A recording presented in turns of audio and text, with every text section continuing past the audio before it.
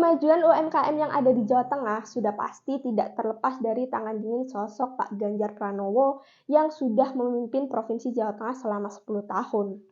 Pengembangan UMKM ini dilakukan untuk membangun sistem ekonomi berbasis kerakyatan, di mana pengembangan UMKM ini dilakukan dengan tidak tanggung-tanggung loh Besti, dimulai dari adanya pelatihan, adanya pendampingan, adanya bantuan permodalan, adanya fasilitas untuk mendapatkan sertifikat halal, adanya fasilitas untuk memasarkan produknya, dan yang paling penting adanya pendampingan agar para pelaku UMKM ini memiliki akses untuk memasarkan produknya hingga ke pasar internasional.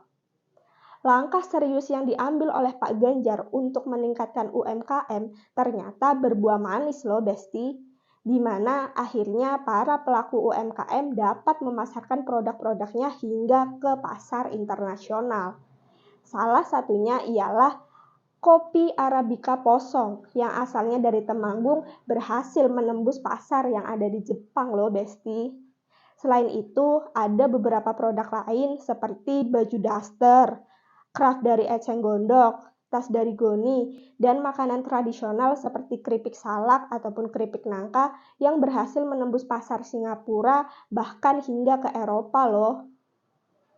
Kita sebagai warga negara Indonesia patut merasa bangga akan prestasi yang dicapai Pak Ganjar Pranowo dalam mengangkat UMKM hingga ke level nasional bahkan internasional loh Besti.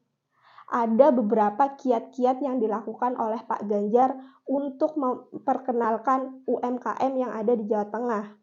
Salah satu kiatnya ialah melalui Lapak Ganjar, di mana dengan Lapak Ganjar ini para pelaku UMKM dapat memasarkan produknya dengan gratis.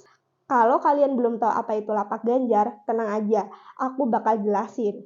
Jadi, Lapak Ganjar itu merupakan sebuah media sosial Instagram dengan pengikut lebih dari 57.000 loh.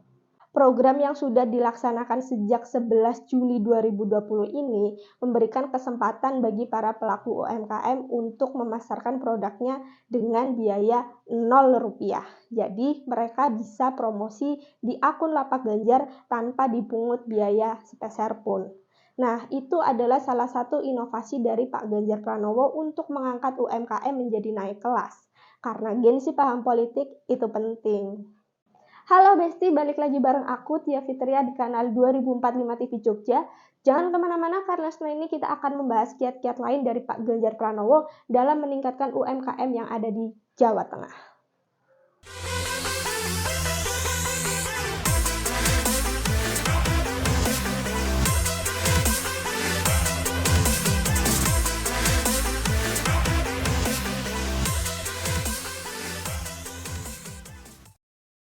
Dalam upaya menaikkan UMKM ke kancah internasional, Pak Ganjar tidak hanya menggagas program Lapak Ganjar saja, tapi juga menggagas program lain.